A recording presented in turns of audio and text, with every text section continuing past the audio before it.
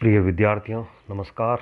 मैं डॉक्टर चंदन प्रकाश, लेक्चरर इतिहास विभाग, वीर विरमदेव राजकीय स्नातकोत्तर महाविद्यालय जालोर में अपने पर्सनल यूट्यूब चैनल पर आप सभी का हार्दिक स्वागत करता हूं।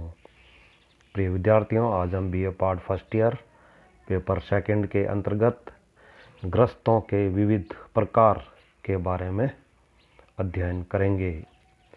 प्राचीन स्मृतियों में ग्रस्तों का अनेक प्रकार से वर्गीकरण किया गया है। याज्ञवल्क्य के स्मृति के अनुसार ग्रस्तों के 4 वर्ग हैं। नंबर 1 है कुशूल धान्य, जो अपने कुटुंब के भरण पोषण के लिए 12 दिनों का भोजन संचित करके रखे। नंबर 2 है कुंभ धान्य, जो अपने परिवार के लिए 6 दिनों का भोजन संचित करके रखे। नंबर 3 है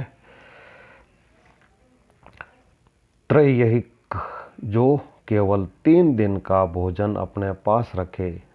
नंबर 4 है अश्व स्तनिक, जिनके पास आज के योग्य ही भोजन हो और कल का भोजन संचित करने का जो कोई प्रयत्न न करे।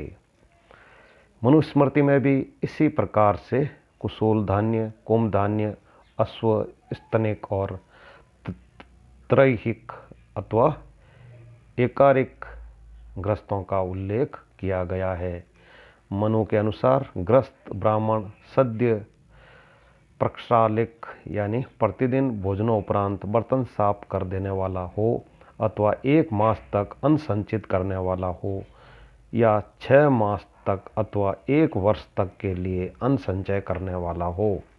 महाभारत में भी 4 प्रकार के ग्रस्त निर्दिष्ट किए गए हैं। कुशूल धान्य ग्रस्त वे थे जो षड्धर्मों यजन, याजन, पठन, पाठन, दान और प्रतिग्रह को संपन्न करने वाले थे।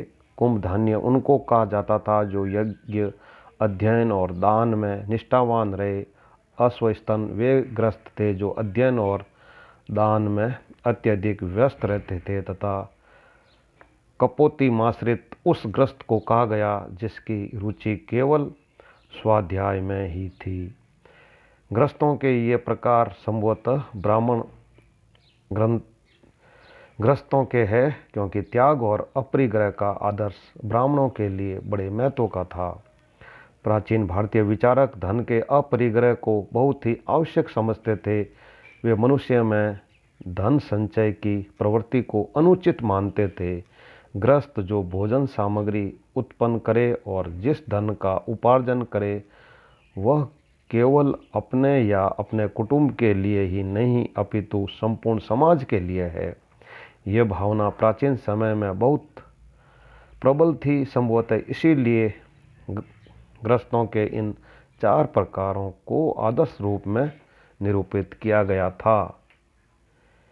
यह कल्पना तो सहज ही की जा सकती है कि वेश्यों के लिए यह आदर्श क्रियात्मक नहीं था, यद्यपि उनसे भी यह अपेक्षा की जाती थी कि वे अपने धन या अन्न आदि को समाज की धरोहर समझकर ही अपने पास संचित रखे। प्राचीन काल में ग्रस्त के लिए जो नियम और आचरण निर्दिष्ट किए गए थे, उनका झुकाव त्याग और आध्यात्मिक जीवन की ओर अधिक था। ग्रस्त के लिए भौतिक और सांसारिक सुखों को स्वीकार करते हुए भी उसको सीमाबद्ध कर दिया गया था, तथा उसका अतिक्रमण करने वाले ग्रस्त के लिए विभिन्न शुद्धियों का निर्देश किया गया था। ग्रस्त आश्रम का मूल उद्देश्य था धर्म, संतान और काम की उपलब्धि, किंतु इसके साथ ही ग्रस्त के सामाजिक कर्तव्य भी थे जो उसके पारिवारिक और सामाजिक जीवन को उन्नत करते थे।